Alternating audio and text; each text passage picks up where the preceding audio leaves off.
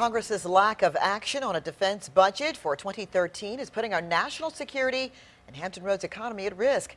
As time goes on with no deal, it's clear the military will have to make major cuts.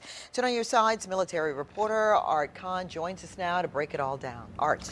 Alvita, the continuing resolution funding the nation's military now has left the Navy short by nearly $5 billion of the funds needed for this fiscal year. If Congress does not pass a budget for 2013 soon, drastic cuts are in store, even before sequestration kicks in at the end of March. Newport News Shipbuilding reached another milestone in the construction of the nation's newest aircraft carrier, the USS Gerald R. Ford, on Saturday. But the Navy is going to have a tough time maintaining the ships already in the fleet if Congress doesn't pass a budget soon. They still have to operate, they still have to be safety conscious, but there's just certain things they can't do. And that's going to be, we're not going to fix ships.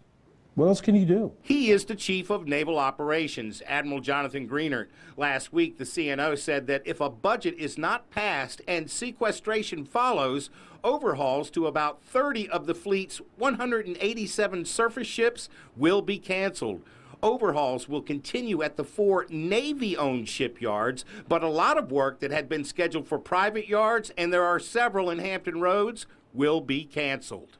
I know there are ships here, of the 80 ships we have, there are ships that are due for some type of repair in the next 6 months. And I would say, if it's not in a public yard, they've probably been told they're not going to do it. But I am hearing from local businesses that they are not hiring. They've essentially put on their own hiring freeze until we work through the continuing resolution. 2nd District Congressman Scott Ridgell says Congress must agree on 2 things if a budget is to be passed. Entitlement spending must be cut. And revenues have to come up.